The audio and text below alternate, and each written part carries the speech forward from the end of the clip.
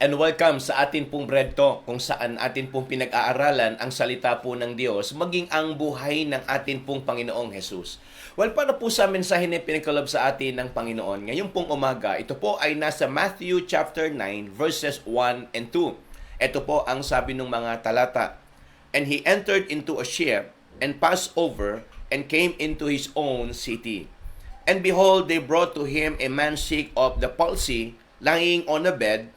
And Jesus, seeing their faith, said unto the sick of the palsy, Son, be of good cheer, thy sins be forgiven thee. Well, the title of our topic for this morning is, When Jesus Saw Their Faith.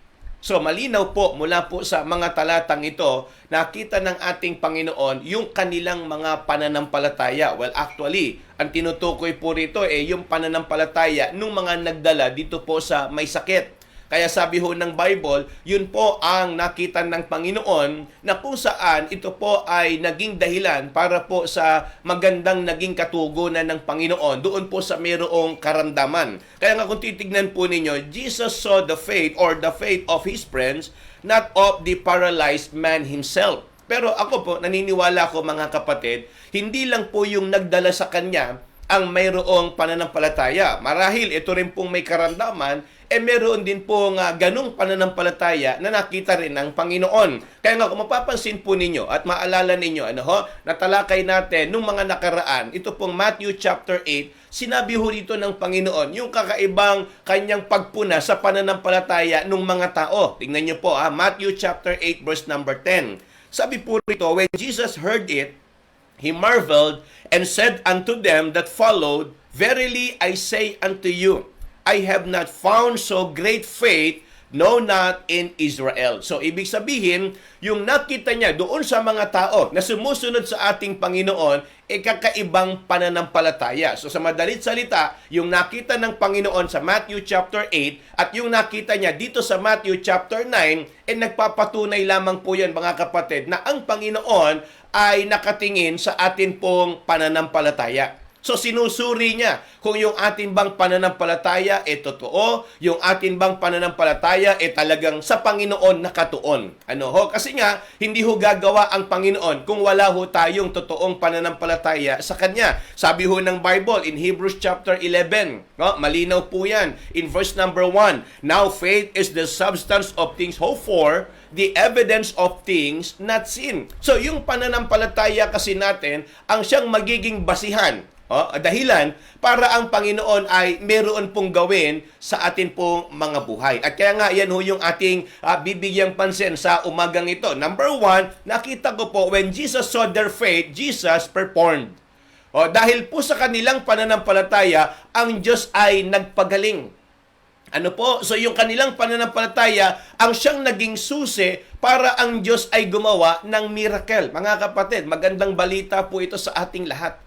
Alam niyo kung anong ibig ko pong sabihin? Kung tayo po ay maglalapat lamang ng tamang pananampalataya sa Panginoon, lahat po ng mga bagay na tingin nating mahirap at imposible, tingin ko po magkakaroon po ng kasagutan na yan. Bakit po? Kasi yung pananampalataya natin ang siyang pwedeng maging susi para yung lahat ng atin pong hinihiling at kailangan sa atin pong buhay, naniniwala po ako, hindi na yan magiging mahirap na ipagkaloob po sa atin. Kasi nga, tayo po ay mayroong tamang pananampalataya. So sa madalit salita, mga kapatid, ito po ang nag-udyok sa Panginoon para siya ay mayroong gawin. Balikan nyo balikan natin yung talata, verse number 1 sa Matthew chapter 9. Sabi po kasi rito, And he entered into a ship and passed over and came into his own city. So meaning, ito hong kanyang ginawa, hindi ho ito scripted Hindi ho ito nakaplano. So siya po ay inaabangan ng mga tao. At alam na siya darating doon sa kanilang lugar at ito ang kanilang ginawa. Sa verse number 2, And behold, they brought to him a man sick of the palsy, lying on a bed. So, ibig sabihin, ito pong may sakit, wala ho siyang kakayanang tumayo at dalhin yung kanyang sarili sa Panginoon.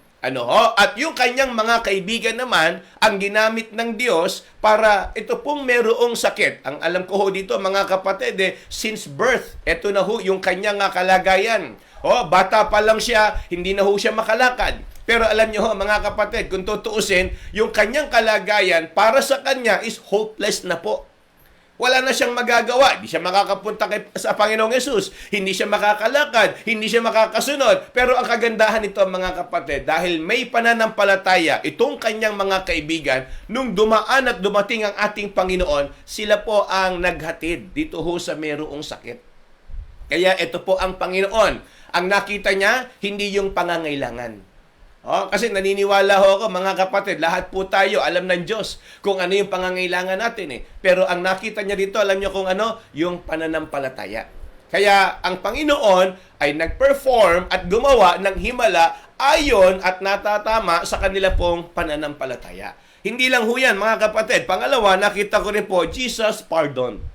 Ang sabi ho ng verse number 2, "And behold, they brought to him a man sick of the palsy, lying on a bed. And Jesus, seeing their faith, said unto the sick of the palsy, Son, be of good cheer, thy sins be forgiven thee." So alam nyo ho, ang pananampalataya natin ay hindi lang po nagbibigay ng dahilan para ang Panginoon ay gumawa ng miracle, kundi yung atin din pong pananampalataya ay nagdadala rin sa atin sa pagbibigay ng masasabi po nating, pagtanggap ng buhay na walang hanggan, nung kapatawaran ng atin pong Panginoong Yesus. For by grace are you saved through faith. Kaya nga napakalaki ho ng dahilan at kinalaman ng pananampalataya sa buhay natin ito, sa kalagayan natin ngayon. Hindi lang ho tayo pinagagaling ng Diyos sa sakit, kundi tayo rin po ay na-heal sa atin pong mga kasalanan. Tayo po ay pinatawad para po doon sa ating sigurado at tiyak na kapahamakan sa kabilang buhay. Kaya nga napakapalad ng mga taong mayroong totoong pananampalataya sa Panginoon. Sila po ang nakakaranas ng miracle, sila po ang nakakaranas ng kapatawaran ng Panginoon. Kaya nga mga kapatid, tayo ho ay magpasalamat sa Diyos.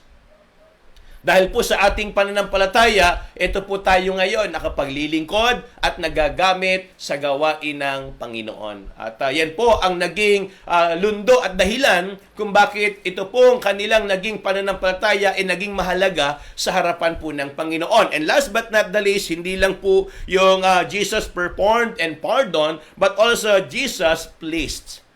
Ay sabi ho ng Bible, ito ho ang hinahanap ng Diyos sa ating pong lahat yung ating pananampalataya. Alam nyo ho, kinukumpara ko kanina yung pananampalataya at galing. Yung galing, kakayanan ba? Ability ng tao, yung skills. Lahat po tayo pwedeng merong kakaibang kakayanan. Meron tayong kayang gawin, kahit wala pa yung pananampalataya, kahit wala pa tayo sa gawain ng Panginoon, meron tayong pwedeng magawang kakaiba. Pero alam niyo ang sukatan ng Panginoon, hindi yung kaya nating gawin, kung hindi yung kayang gawin ng Panginoon sa buhay natin. Ang ibig ko po sabihin, yung tayo ay magkaroon ng pananampalataya. Naalala niyo nung pinag-aralan natin minsan, yung maliit na pananampalataya, yung mustard seed, yung butil ng mustasa na pananampalataya can move mountain. Hindi hinahanap ng Diyos ang malaki na pananampalataya. Ang hinahanap ng Panginoon, kahit maliit yan, basta totoo. Kasi yung totoong pananampalataya, yan po ang gusto ng Panginoon na makita sa puso natin. Kaya nga kung titignan po ninyo, mga kapatid, para ho sa ating paglulundo, sabi nga ho ng Hebrews chapter 11 verse number 6, "But without faith, it is impossible to please Him.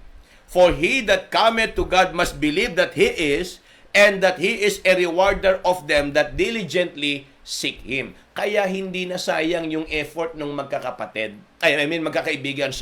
Hindi ho nasayang yung effort ng mga kaibigan itong may sakit para siya dalhin sa Panginoon. Bakit? Kasi kahit dalhin nila yan sa Panginoon, kung wala silang faith, hindi ho yan gagaling.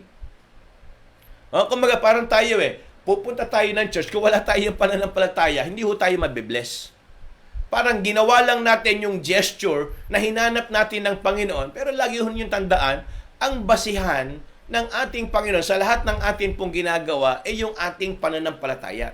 Yung laman ng ating puso. Kasi kahit maayos ang itsura natin na pupunta tayo sa gawain, kahit nandun pa tayo sa, panunungkulan o kaya tayo po yung leader, hindi ho natin po mapiplease ang Panginoon sa ginagawa lang natin. Mapiplease natin siya sa pananampalataya na meron tayo. Maganda, opo, sa palingin ng tao na may ginagawa tayo. Pero maganda, lagyan ho natin yan ng pananampalataya. Kasi sabi ng Bible, without faith, it is impossible to please Him. Kaya nga, yung galing, kakayanan at natutunan natin sa buhay, lagyan natin ng pananampalataya, mas lalo hong malulugod ng Panginoon. Pero kung puro kakayanan lang ang gagamitin natin, di ho matutuwa ang Diyos sa atin. Ang kinatutuwaan ng Panginoon ay pananampalataya. Kaya nga nung nakita niya, hindi lang ho yung effort. Sabi ko nga kung gaano kalayo yung distansya na binuhat nila yung may sakit papunta sa Panginoon, hindi ho yun. Ang issue po roon, anong meron sa kanila? Bakit nila dinala yung may sakit sa Panginoon? Kasi ang nakita ng Panginoon, hindi yung distansya, hindi yung hirap, hindi yung gusto nila, kung hindi yung pananampalataya na meron sila sa Panginoon. Kaya nga mga kapatid, paalala po ito sa ating lahat. Kung tayo po ay naglilingkod, bukod sa ginagalingan natin, binibigay natin yung best natin, lagyan din ho natin ng pananampalataya. Kasi yun ang sabi ng Bible, ang pananampalataya ang siyang kinalulugdan ng Panginoon. Kaya nga sana sa umagang ito, tunay po na tayo ay napaalalahanan at natuto mula po sa ating naging pag-aaral ng salita po ng Panginoon. Samantala, ito po ang ating trivia. Sa naging pag-aaral po natin ngayong umaga na siya ay nagpagaling ng mayroong sakit, ano po ang nakita ng Panginoon sa kanila? Ano po ang nakita ng Panginoon sa kanila? Kung bakit nila ito ginawa? Yan po ang ating trivia for this morning. At ito naman po ang mga sumagot ng tama last Friday. So ito po ang ating katanungan. Ano ang atin pong na-encounter? Ano yun? Encounter ng Panginoon at ng mga disciples sa karagatan. Medyo maganda po yung aking pong nabasang sulat. Okay, so ano pong na-encounter ng mga disciples at ng Panginoon habang sila po ay nasa karagatan? Ang tamang sagot ay, sa Tagalog, bagyo, o kaya ay storm sa English. So yan po ang tamang sagot. At ito po ang mga sumagot ng tama last Friday. So unang-unang sumagot po ng tama, si Ninang Alice na Launan. And then ang pangalawa, si Ate LB Bautista. At ang pangatlo po natin ay si Ninang Ana Lacuna. Naku po, maraming salamat Congratulations po sa inyo. Congratulations kay Ninang Ana, kay Ate LB, at maging kay Ninang Alice. Naku, palakpakan natin sila. Naku, congratulations po sa inyo. Kayo po ang top 3 last Friday. So ito po mga sumagot ng tama. Pang-apat, Sister Glidel. Pang-5, si Ninang Kitten. Pang-6 ay si Preacher Alvin. Pang-7, si Sister Hannah. Pang-8 ay si Preacher Rodel. Pang-9, Sister Weng. At ang pang-10 ay si Sister Gypsy. Sister Gypsy, good morning. Get well soon. Pananalangin ka namin, sana pagalingin ka ng Panginoon. Sana patuloy kang palakasin. Palakpakan natin. Ito pong ating top 10. Congratulations sa inyo. At ito pa mga sumagot ng tama. Number 11, si Ate Nelly. And then number 12, si Brother Gab. Number 13, si Ate Milet Delara ng East Bagong Barrio. At maging si Sister Jen ng pang-14. Pang-15, si Ninang Flor. Pang-16, si Ate Rose. At ang pang-17 ay si Sister Jessa Osenada. Good morning po sa inyo. And congratulations pa din. At gusto lang natin batiin ng good morning si Ate Vilma. Nanonood po siya ngayon dyan po sa Valenzuela. Good morning, Ate Vilma Bautista. Masaya po kami na kayo ay laging kasama sa pag-aaral ng salita ng Panginoon. Kasama rin natin si Sir Tintin Fernandez. Good morning, Tintin. And maging kay Brother Ruden. So ano ba ang apelido? Sasuke ba apelido nito? Sasuke? Ano ang apelido ni Ruden? Nalilito ako Rosero. Si Brother Ruden Roseros. So kaya good morning sa iyo. And maging kay Ate Milet. Kasama natin si Ate Milet Delara. Naku, nandiyan yan kahapon sa church. Nakakatuwa naman yan si Ate Milet. So talagang nararamdaman natin yung kanyang mainit na paglilingkod sa Panginoon. At maging si Ate Sara Abad ng Sangandaan. Good morning, Ate Sara. At masaya rin kami, nakita ka namin kahapon. At maging si Ate Jean Galit ng Malabon. Ang magiting nating kalalakihan sa church, si Brother Ronnie, ito yung kanyang may bahay. Good morning, Ate Jean. Good morning po dyan sa Malabon. At maging kay Ate Gina Bometibo. Na-miss natin yung kanyang banana bread. Ayan, good morning Ate Gina and maging kay Emily Guarde ng Pampanga. Ayan, good morning sa inyo at sana'y talagang patuloy kayong ingatan ng Panginoon at maging si Brother Mario Gayeta. Ayan, Gayeta kasama natin. Member ito ni Pastor Godwin. Ayan, Pastor Godwin. Ayan, dyan po sa lugar ng Quezon City. Ayan, sa Gospel Bible Baptist Church. Good morning, Brother Mario. Naway sana ingatan kayo palagi ng Panginoon. At maging si Sister Joy Pereira from Oman, good morning din. Ayan, maraming salamat. At maging kay Pastor June Bertos, kasama natin ngayong umaga. Good morning, Pastor June. Kasama ka sa prayer namin. Kasama natin si Pastor June sa mga ipapanalangin natin every day. Ayan. Ako, Pastor June, get well soon po. Malaking bagay po kayo sa ating Bible School. And nasama ho natin sa prayer si Kapleo Kagawan, maging si Nanay Olivia Tahuna, at si Kuya Ray Cortez, at maging si nanay ko po, si Nanay Bilen, at maging si Picture Chris. Pag-pray natin. At isama na ho natin si Pastor June Bertos. Sa mga ipapanalangin po natin. Again, sa lahat na nag-join ngayon pong umaga, maraming po salamat. Ingat po tayo palagi and good morning to everyone.